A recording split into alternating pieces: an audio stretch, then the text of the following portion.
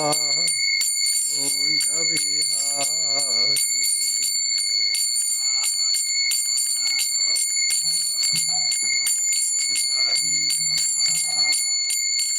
Jaya Radha Madhava Kunja Bihari. Shiva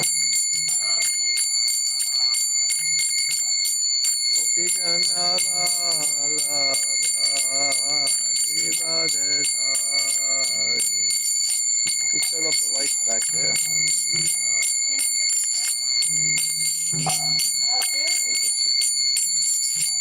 Gopi Jannavala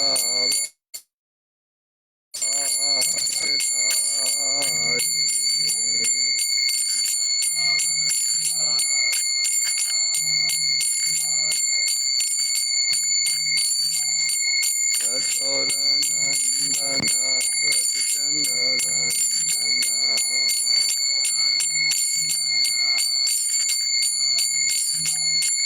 Yasodanandana Brajjanarandana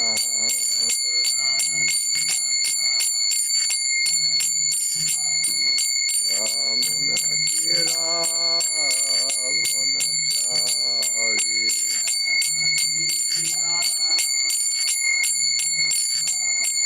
Yamunatira Vanachari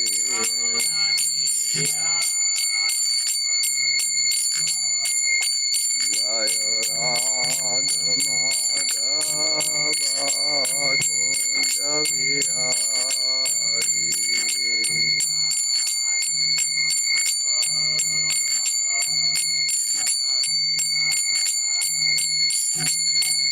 Hare Krishna, Krishna Krishna, Hare Hare, Hare Rama, Rama Rama, Hare Hare.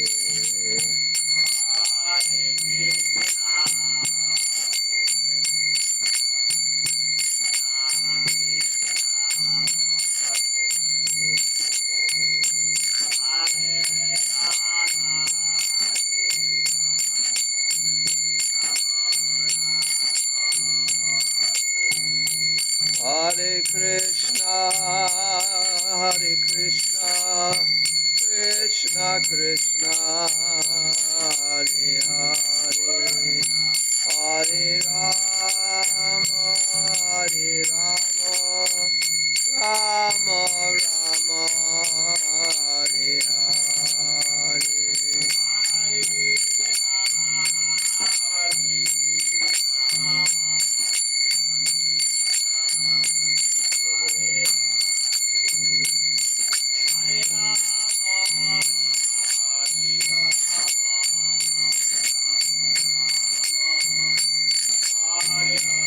Ita Gora Haribo, Haribo, Haribo, Ita Gora Haribo.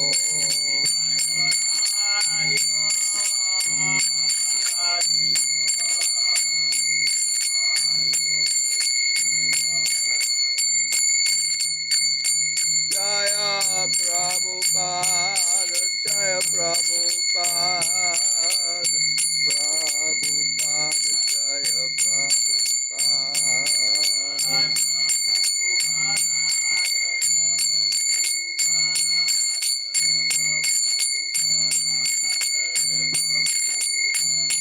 Prabhupada, Prabhupada, Prabhupada, Jaya Prabhupada.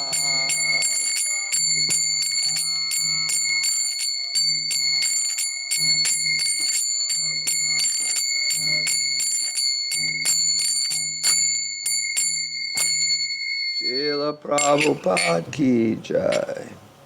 Srimad Bhagavad Gita ki jai. Gaur Premanandi Hari Hari Bol.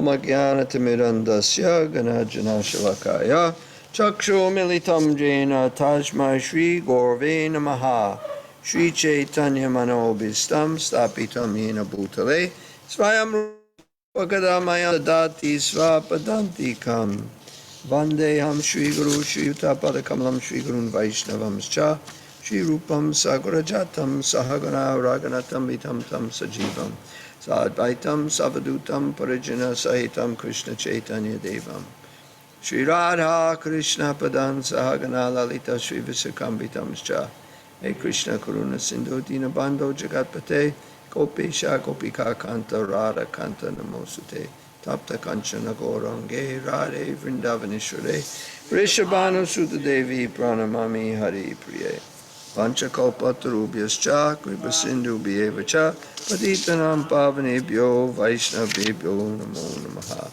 Shri Krishna Chaitanya Prabhu Nityananda Shri Advaita Gadadhar Shri Vasudeva Gaura Bhaktavinda Hare Krishna Krishna Krishna Hare Hare Hare Rama Rama Rama Hare Hare. So up to 9:12, correct? Okay. So I'll be reading the Sanskrit. Mogasha Moga Karmano Moga Jnana Vichetasaha Rakshasim Asurim Chaiva Prakritim Mohinim Shritaha Mogasha Moga Karmano Moga Jnana Vichetasaha Rakshasim Asurim Chaiva Prakritim Mohinim Shritaha Mogasha Moga Karmano Moga Jnana Vichetasaha Rakshasim Asurim Chaiva Prakritim Mohinim Shritaha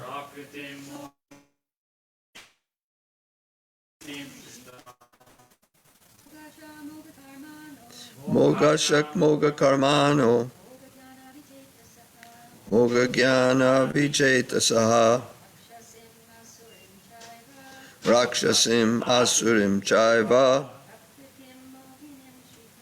Prakritim Mohinim Shritaha Mogasha Moga Karmano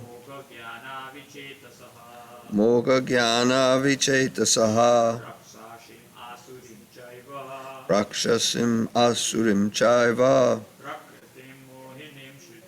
Prakritim Mohinim Shritaha Moga Ashaha baffled in their hopes Moga Karmanaha baffled in fruitive activities Moga Jnana baffled in knowledge. So what do you think Moga means? I would think so. Vichetasaha bewildered. Rakshasim demoniac. Asurim what's that mean? Oh, you guys are looking. Atheistic. Cha and Eva certainly. Prakritim nature. Mohinim bewildering. Shritaha taking shelter of. Translation: those who are thus bewildered are attracted by demoniac and atheistic views. In that deluded condition, their hopes for liberation, their fruitive activities, and their culture of knowledge are all defeated. Purport by Srila Prabhupada. There are many devotees who assume themselves to be in Krishna consciousness and devotional service, but at heart do not accept the Supreme Personality of Godhead, Krishna, as the absolute truth. Okay, do you have a mic in case I ask questions you can answer? Because they can't hear otherwise. Yeah, I can hear. You just get it ready for when I have some questions. So here, I'll read the sentence again, because, okay, there are many devotees who assume themselves to be in Krishna consciousness and devotional service, but at heart do not accept the Supreme Personality of Godhead, Krishna, as the absolute truth. So this sounds a little strange. How are they devotees? There are many devotees, it says, who assume themselves to consciousness. So I think most devotees don't really assume themselves to be in Krishna consciousness, and they do probably assume themselves as doing some devotional service and sometimes in Krishna consciousness. But at heart, here it says, do not accept the Supreme Personality of Godhead. But I think most devotees would disagree with this, that they don't feel this way. At heart, I think most of us feel we do accept Krishna as the Supreme Personality of Godhead, as the absolute truth. But we're still conditioned, and we're still trying to find happiness in this material world at the same time, which is it's foolish, but at the same time. So what are these devotees who are thinking themselves so Krishna conscious and engaged in devotional service? It's for them, the fruit of devotional service, going back to Godhead, will never be tasted. These devotees who don't accept Krishna as the Supreme Personality of Godhead, as the absolute truth, but think they're Krishna conscious and engage in devotional service, are not going back to Godhead. Similarly, those who are engaged in fruitive, pious activities. So what is fruitive, pious activities? Anybody want to guess? Making hospitals. Yeah, making hospitals, that's what he said. Doing pious activities and even making money from it.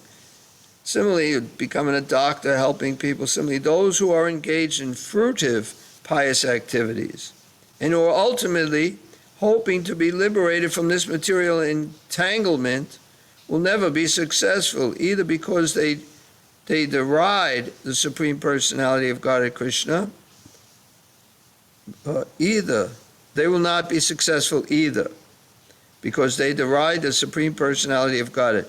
So they don't accept Krishna as God. Now, there may be some that accept Krishna as God, and that's a different case altogether. But they don't accept Krishna as God, but they're doing good works. They think they're doing really good, and they think they're going to get liberated. Anyway, this liberation, it seems to me, is the impersonal liberation, merging into the existence of the Lord. This is what they want. So, next part says, in other words, persons who mock Krishna ought to be understood to be demonic.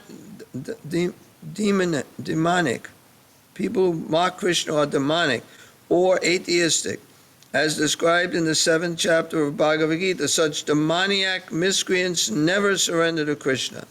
Therefore, their mental speculations to arrive at the absolute truth bring them to the false conclusion that the ordinary living entity and Krishna are one and the same.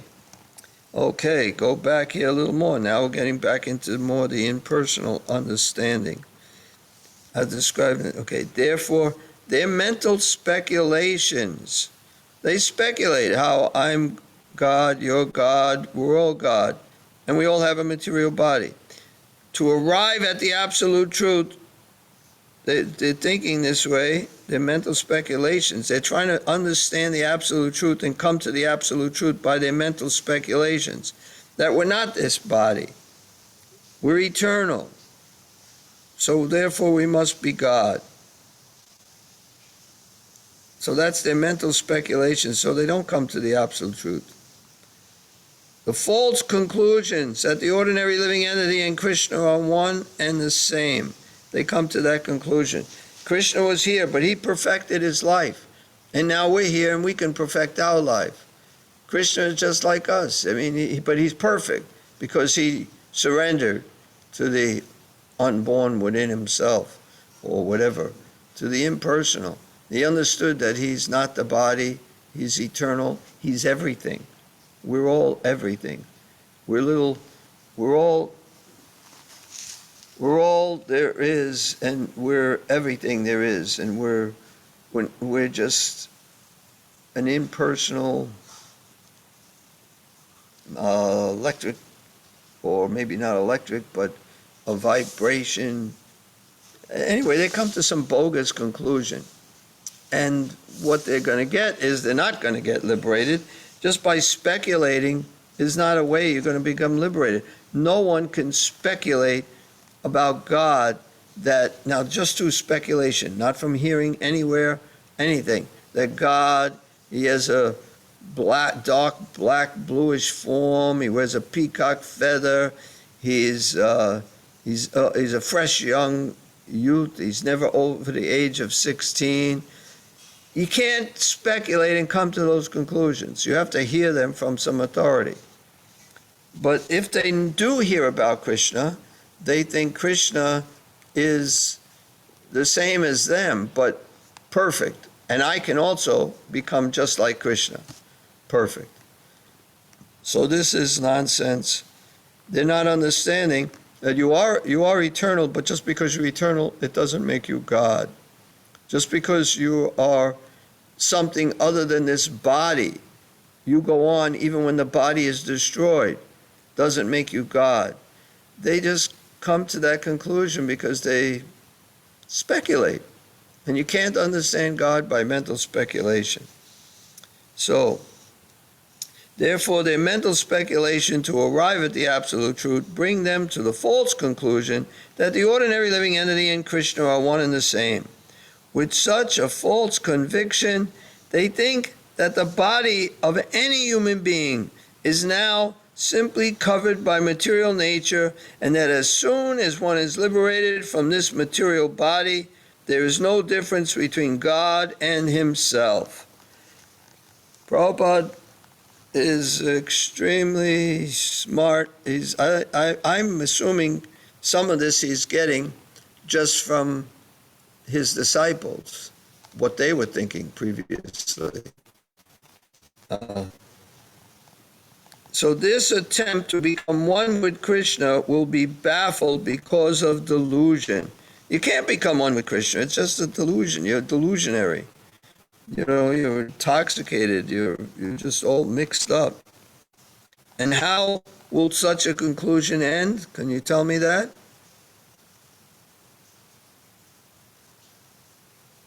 Merging into Brahma Jyoti. No, moga. Oh, baffled. Baffled.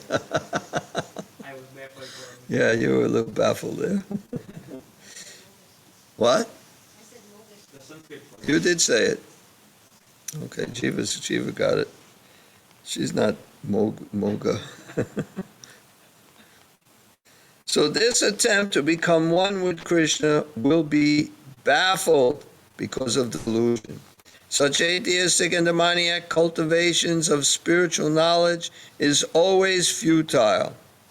So you can't get spiritual knowledge by your own mind, by your own mental speculation. You can go so far and you can come to the ultimate that everything is one.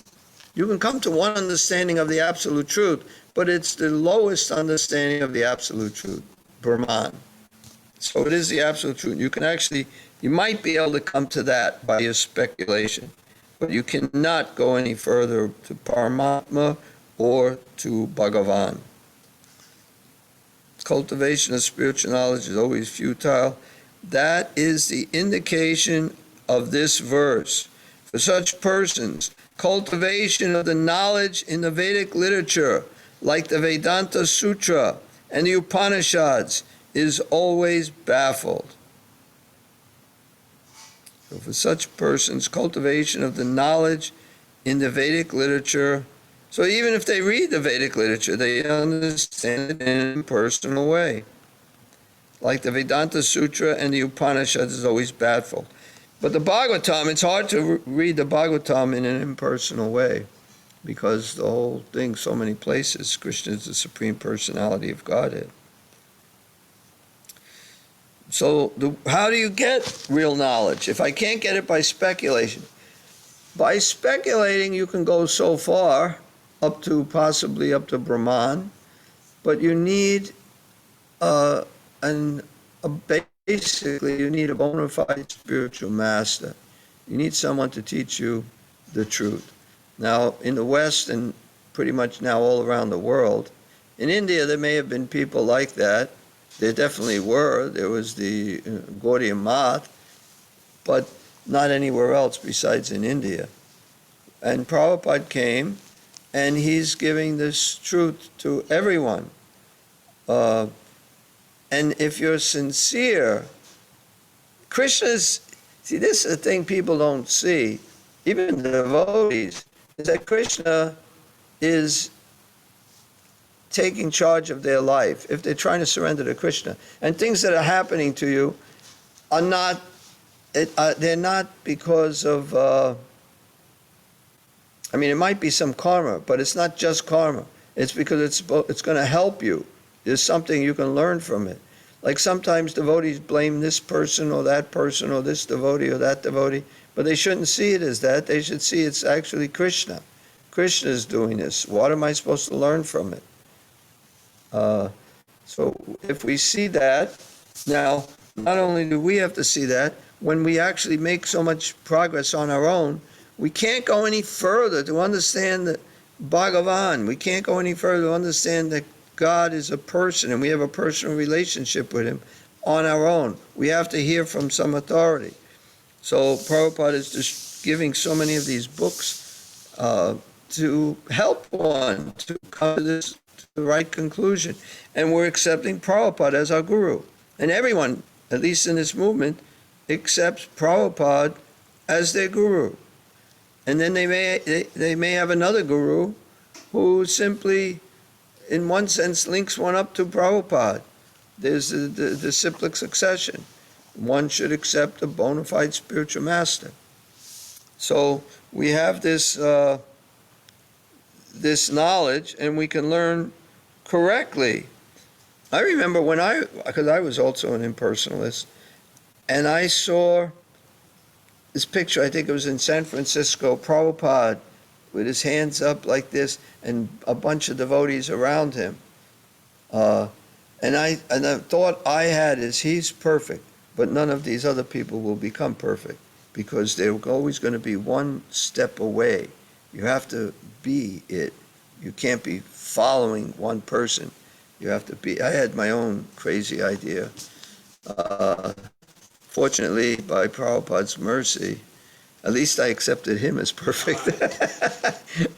And maybe because of that or whatever, I got to understand that that's the only way to perfection. Just like anything else, why is it any different? If you want to be a doctor, you have to be trained up how to be a doctor by doctors, not by the carpenter and the electrician. But you have to be trained up by medical doctors, and then you can be certified as a doctor. And if you want to learn astronomy, you got to hear from astronomers. You don't just start to build your own telescope to try to figure it out. Because even if you buy a telescope, then you're using somebody else there too. Our senses are so imperfect. Even whatever we create is imperfect. Everything is imperfect in material. Every endeavor is covered by some sort of fault. There's always some fault. Some people have more faults than others. But everybody has some sort of fault. So we have to accept from the person who doesn't have any faults, and that's a pure devotee.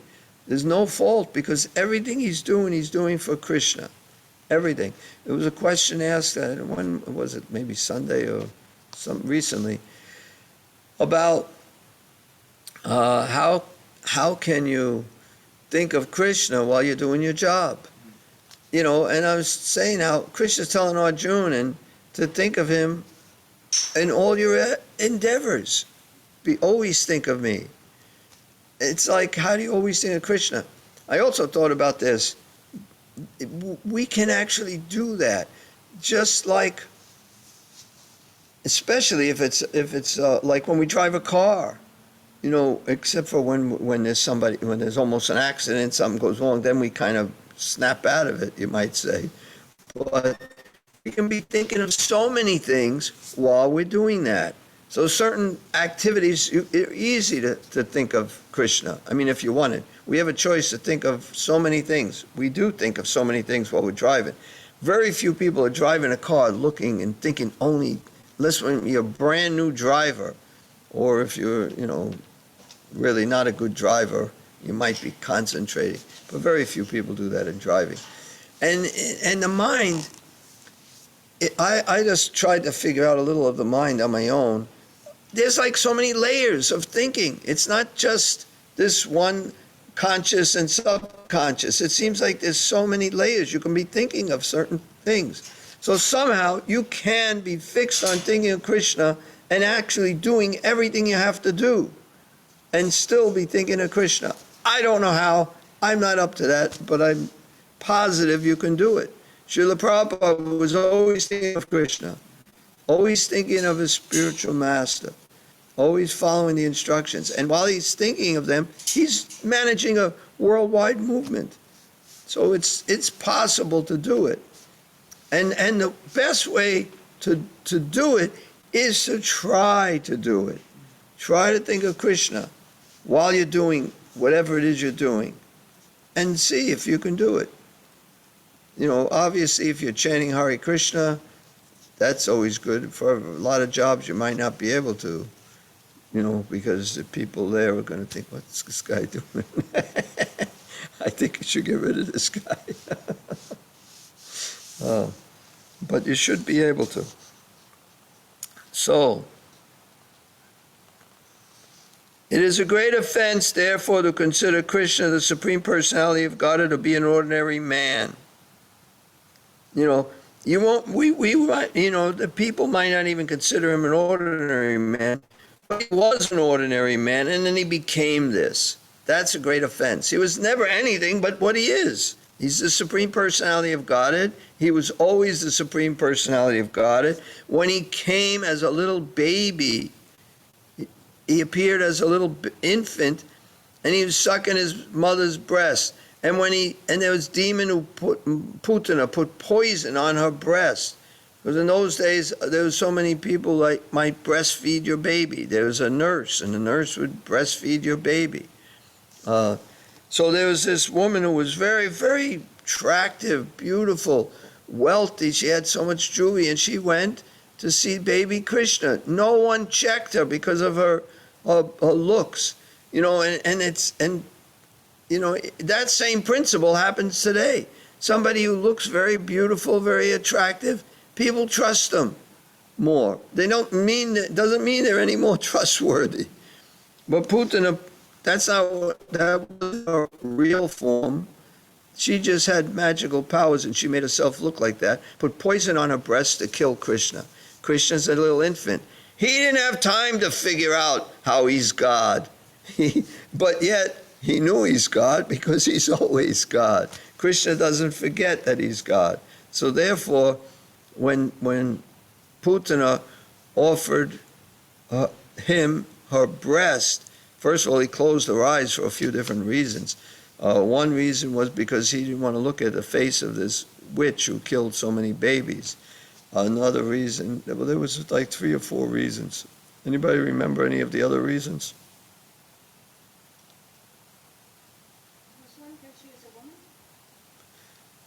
Maybe because she was a woman, and that's the first demon he's going to kill was a woman. I don't know. There was other things. There was also to make her feel more comfortable, more relaxed in killing the baby. Because she may have second thoughts if she looked him in his eyes. But anyway, so he sucked her breast, he sucked the poison, he sucked the milk, and he sucked her life air out. Now, how does a baby suck somebody's life air out of the body? And not just a baby, not just because he's a baby, but the poison. How does he survive the poison? Because he's God. How does he kill her? Because he's God. and he didn't have to become God. He was God as a little baby. So Krishna is always the Supreme Personality of Godhead. There was never a time when he didn't know that. I mean, it may have been in a sense when Yoga Maya works, he actually appears to be just an ordinary person with his devotees that are completely trying to please him, love him. So he kind of gives up his godliness and just like you see sometimes, this might be a bad example, but on these stages, sometimes the people, they jump out onto the people and they trust that they're going to catch them. And they usually do catch them. As far as I know, I don't know anybody that's not been caught. But they're putting their faith in. So in one sense, Krishna does that with his devotees. He just throws himself out, whatever they want to do. And then he has a wonderful experience in whatever happens. I mean, he's not physically throwing himself for them to catch him, of course. But the point is he's taking shelter of the devotees and presenting himself because they love him so much. He's letting them do whatever they want. What? But even in his forgetfulness, he does extraordinary things that nobody can do. Yeah, even when he's forgetful, he does extraordinary things that nobody else can do. So he's forgetting, because he also thinks on so many levels. So he's forgetting, but somewhere back there, if he looks, he knows. We can't understand, but we can't understand how we can think on different levels. If you really think about it, you can go in your brain, and there's different levels that you're thinking on. And somehow if we try to think of Krishna. I remember when I was distributing books, I'm trying to distribute books, and I mean, most of the times I'm doing it, I'm not thinking of Krishna, I'm just trying to do the books. But one time I wasn't doing any books, so I decided to try to think of Krishna. And, well, it was a little different, but I tried to think of Krishna consciousness and not think of so much about the people, not think about it, and just meditating while I'm distributing books. I'm saying all these things, but I'm thinking I got to remain like in a certain. And then I started distributing books. So you can do it, and I'm talking to the people, and I'm acting, but I'm thinking another way. Even Prabhupada gives the example of a lover with her beloved, that she becomes even a better wife to the husband, even though she's thinking of her paramour, because she's thinking in this way. So, but she's thinking of somebody else.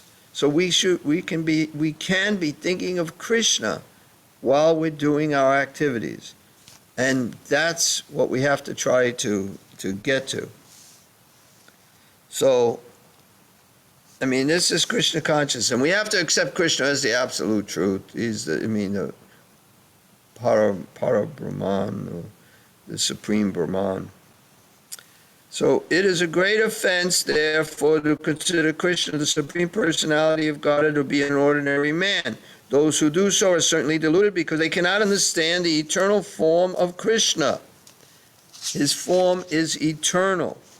It's like when Arjuna, he said, I spoke this to the sun god millions of years ago. He said, how can you do that? You're not that old. He didn't say it exactly like that, but he said it in Sanskrit.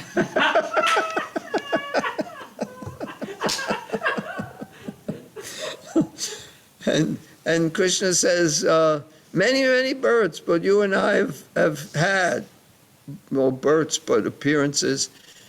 I can remember all of them, but you cannot. Because he doesn't change bodies. When you change bodies, you forget most of everything from the past life. And once in a while, it's extraordinary, but somebody remembers things from a past life. But that's very unusual. But Krishna remembers everything from any time he appears, anywhere. Prabhupada remembers when he was a little kid, just a baby on the lap of his sister. How the heck do you remember that? When you're Krishna conscious, you can remember everything. And lots of times, there's false memories. We hear about it, we think about it, and we think, yeah, that's the way I did it. That's what happened. But it's not real memory. But Prabhupada's is real memory, and certainly Krishna's is. So, the Brihad Vishnu Smriti clearly states, what time is it? 21 minutes. Okay. Yo veti bhautikam deham Krishnasya paramatmanaha sa savasmad bahishkarya shauta smarta vidanata mukam tasya valokyapi sa chelam snanam archaret. And for those who may not know what I said in English, one who considers the body of Krishna to be material should be driven out from all rituals and activities of the Shruti and the Smriti, and if one by chance sees the face of someone who considers the body of Krishna to be material, one should at once take bath in the Ganges to rid himself of infection. So sometimes we see people like this, most of the times we see people like this. So you should have a little bottle of Ganges water and sprinkle your head every time you see that person. Because it's hard to take a trip to India every time. I'll read it again. One who considers the body of Krishna to be material should be driven out from all rituals and activities of the Shruti and the Smriti. And if one by chance sees his face, the face of the person who considers the body of Krishna to be material, one should at once take bath in the Ganges to rid himself of infection. And I'm just thinking at once, probably you shouldn't even take off your dhoti or your sari, you just jump right in. Yeah, and hope he's not there when you get out. So people jeer at Krishna because they are envious of the Supreme Personality of Godhead. People are envious of Krishna, so they find fault with him. Their destiny is certainly to take birth after birth in the species of atheistic and demoniac life. Perpetually, their real knowledge will remain under delusion, and gradually they will regress to the darkest region of creation. So we have a choice. How do we want to see Krishna?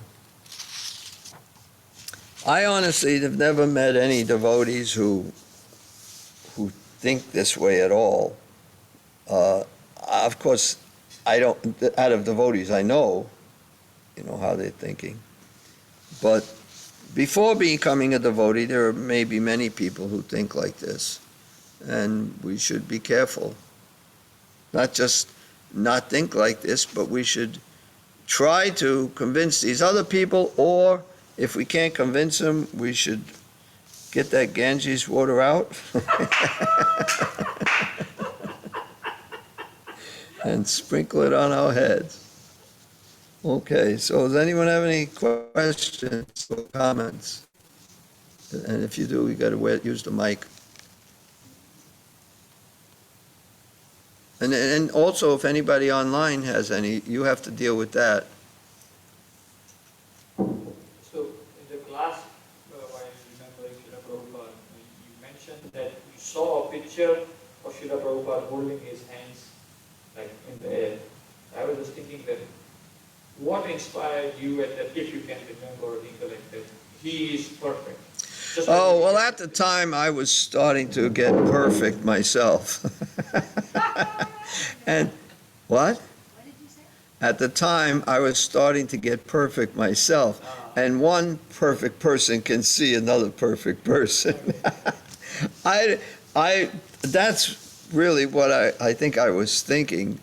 because I can see he's got to be great. He's got so many people following him. But so I just assumed he had reached that state that I'm trying to get at. Of course, I didn't know he went way beyond that state that I was trying to get at. I was trying to merge into Brahman, and he was, there with Krishna, having a relationship with Krishna. And then I just assumed no one else, because I think I read some bogus book. I think Siddhartha. Is that Siddhartha? Anybody read that? And yeah, you read it too. Lord Buddha's, Lord Buddha's. And you kind of have to be one away or something. Yeah. So I don't know if I saw the movie. I read some book. But in any case, I don't know why I thought that way, but I thought that way. And I thought he was perfect because he seemed to be, and they all seem spiritual in the picture. And I was trying to become perfect, and I didn't think it was going to be that hard to do. And as you can see, it's hard to do. It's actually not hard to do. It's just a question of surrender. But so I don't really know. That's what I remember, and that's what I think. How I thought. But the mind, just like we said, when you think about things from the past, you think a certain way, and it may not be the same. But I'm pretty sure that's pretty accurate, though, because I was trying to be perfect. Yes. One more question is the first line in the translation of the verse. It says something like, persons who are bewildered are basically atheistic and demoniac, something like that. They're attracted by demoniac and atheistic views. Yeah. So right now, people take pride. People take what? People take pride in saying that yes, I am an atheist or I am a theist. Right. So if you are discussing like that, and if you just go and say that you are bewildered, that's just kind of takes you bad, right? So Well, you could say it. You say, well, that's you're proud of it because you're bewildered. You're an illusion. I mean, what more can I say? You think there's no God, and you're proud of that. You're fool number one. And then punch him. Alviya Mataji online is asking a question. Who? Alviya Mataji. Oh, yeah. How to understand that you accept Krishna in your heart, and when you're not, you just think you are? How do you understand that you're accepting Krishna in your heart when you might not be, and you're just thinking you are? Yes. Well, I mean, there's probably a lot of ways to answer it, but I'm going to say because of what you do, your actions. In other words, if you're accepting Krishna in your heart, you'll come, you'll chant Hare Krishna, you'll do service for Krishna. That's showing that you're accepting. Why would you be doing those things if you weren't accepting Krishna in your heart? Out of love, because you have that's a sign of love. Service is a sign of love. So if you're doing service, then that's a sign there's some love there, and that love is genuine, or you wouldn't be doing it. I mean, there are people who might do service for some ulterior motive. I don't see it very often, but sometimes people might, just to try to show that they're great devotees. I certainly don't see that in her, but I would think because you're acting on the platform of accepting Krishna. Because if you accept Krishna in your heart, you behave in a certain way, or you try to behave in a certain way, you do certain things, and if you didn't accept Krishna in your heart, then you wouldn't be doing those things. What's the purpose of doing these things? You're trying to impress the devotees? I mean, why? There's no reason to do it, unless it's genuine. I can see sometimes in other countries where people are extremely poor, you might become a devotee, try to move in the temple because you have a better material life. But that's not the situation here. So I'm sure it's just because of you can see that there is some love because there's service. Service done nicely too, consciously. Jiva, you got something to add? Give it a mic. Well, I would think also that steadiness, maintaining, if there's a real taste there, a real attraction to Krishna, one will continue. They won't be able to. Right, right.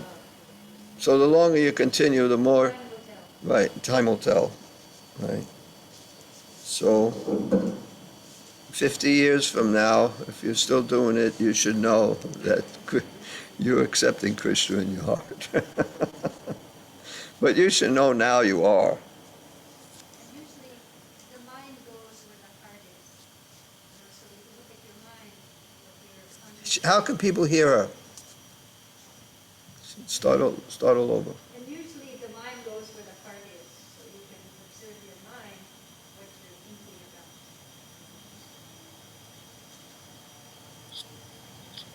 Anyway, you're okay. Hare Krishna Prabhu, thank you so much. I appreciate. She says, thank you so much, please accept my humble obeisances. All right, glories to Prabhupada. Any other questions?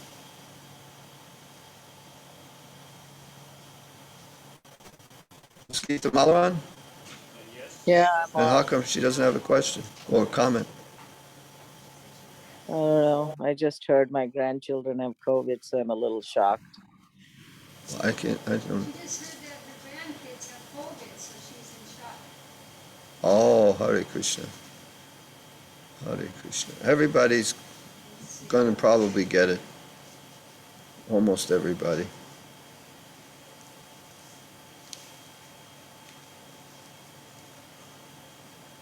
So anyone else have a question? We can end here if we don't. Or Please say comment. some prayers for everyone, Pyari. Please say some prayers for everyone. That's what Sita Mala Madhuri. Jiva has something. Yes. Okay, so we're supposed to see everything is coming from Krishna. Yes. So if we fall down, So if we fall down, what? if we slip and fall or something, should we think that Krishna pushed us down? Krishna pushed you, yeah. Yeah, and you could also think that he not just pushed you down, he'd been trying to push you down for a long time, but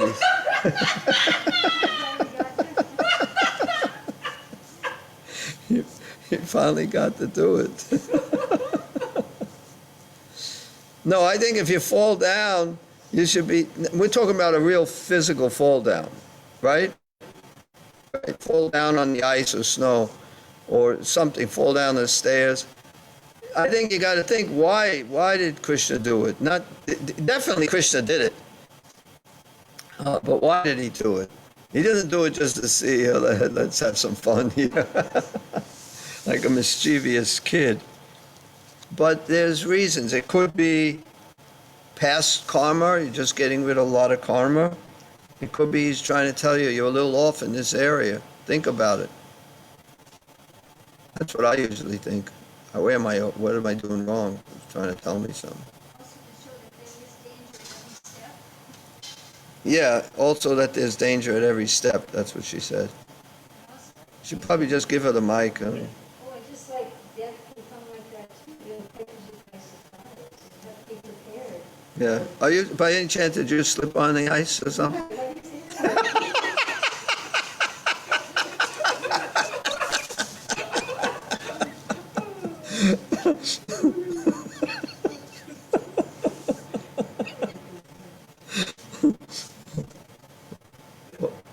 What?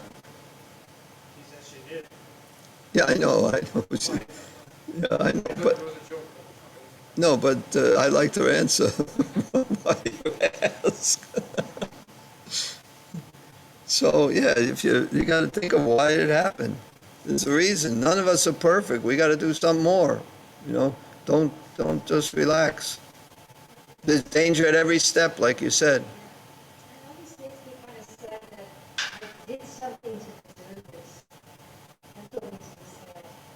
You did something to deserve it. Yeah. I can think I did something to deserve it. It could be past life. That doesn't matter.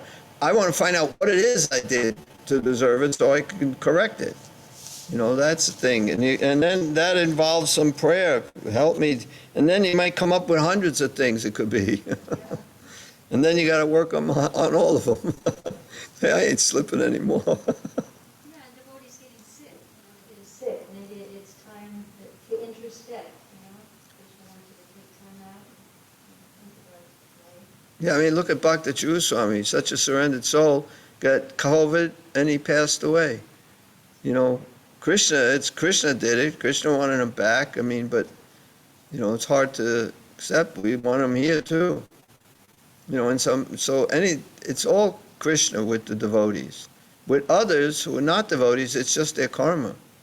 That's all. But for devotees, Krishna is trying to tell us something.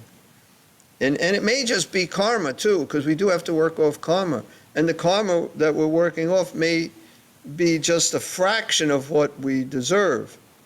Maybe a building should have fell on top of you, but he's very kind. That's the way we should think. I deserve worse than that. Is that all you got? I wouldn't. Jiva said, bring it on. I certainly wouldn't be thinking like that because, we can't take it. He's given us as much as we can take. What?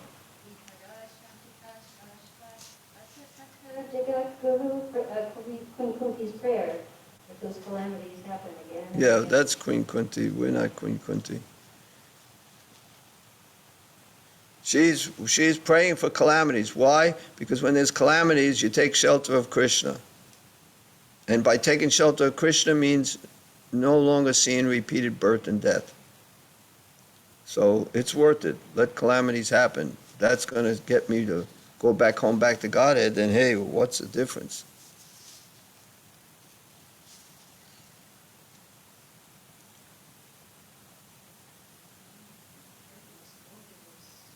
COVID is it's a reaction for people's karma, not for the devotees. For devotees, they also get it, but for different reasons. Possibly karma. And most likely it is for some karma also, but also Krishna may be showing us the material world. You think it's a nice place now that you're a devotee and everything's going nice? Experience a little of this. I don't want to be here. I don't want to stay here. I want to get out of here. I want to go back. I want to go back, not to the Brahma Jyoti, but to Krishna Loka. And have some relationship with Krishna eternally. And I won't have to worry about disease, old age, death, or birth. But anyway, we still have work to do here to get purified. And we just do the best we can and get purified little by little. And hopefully by the time of death, we're actually able to think of Krishna. And we'll have devotees there chanting for us, and we hear the chanting. Hearing is like the last sense, I think, to go. So we can hear still.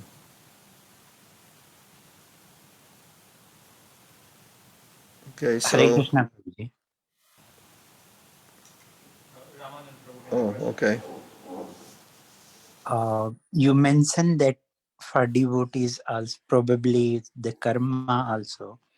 So can you explain a little bit, Prabhuji?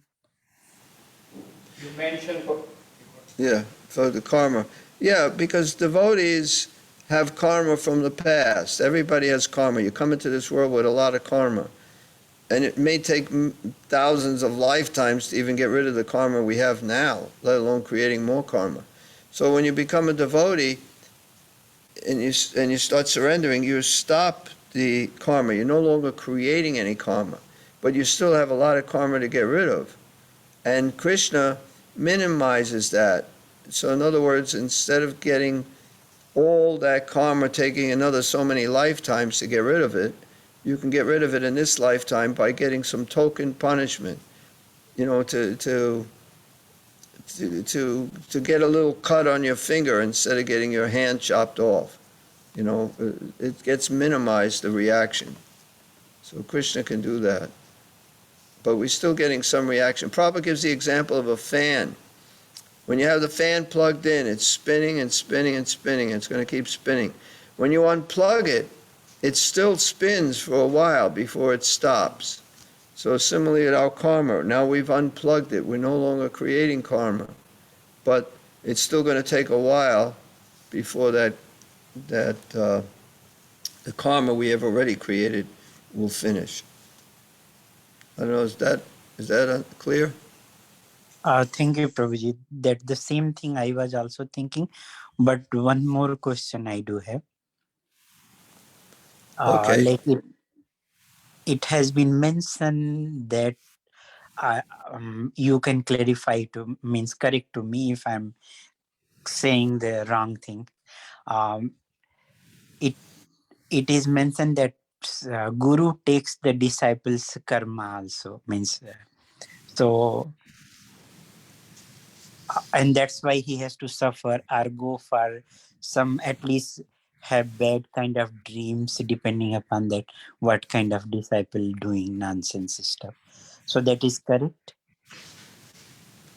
Well, yeah, that's definitely true. The guru takes the disciples' karma. Let's just say he takes all the karma, so there's no more karma. And then the devotee, as he's still going along as a devotee, he's still creating some karma. Every action, there's karma, except if that action is done for Krishna, then there's no karma. But we're still acting not completely for Krishna, so maybe it's just those activities that we're getting karma for. Or it's just a token, you know, that he's taken on all our karma, but at the same time, we're still going to get a little token, so he doesn't have to get it all. Jai, Lord Jagannath Baladev Subhadra Devi ki jai, Shri Shri Gaurnitai ki jai, Lord Nrsimhadeva ki jai, Shri Shalagram Shilas ki jai, Shri Giriraj Maharaj ki jai.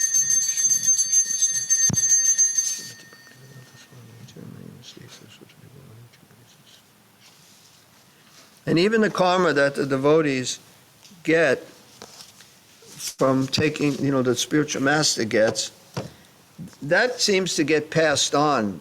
Most of it just gets back to Krishna.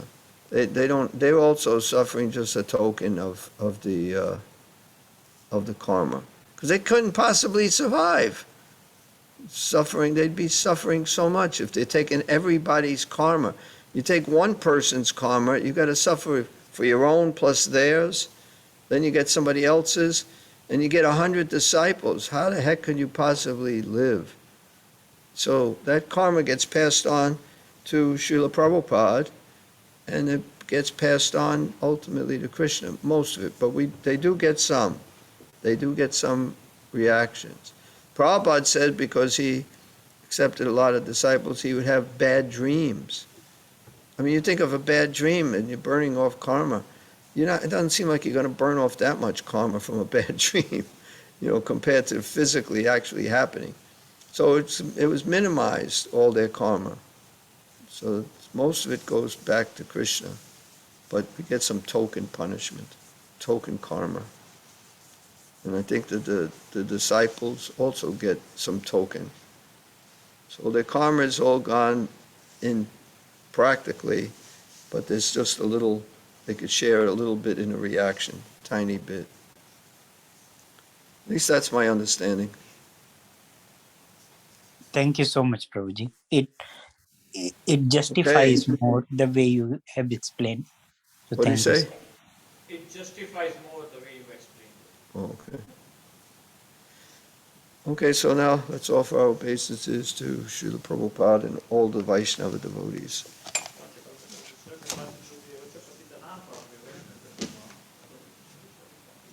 Prabhu ki jai.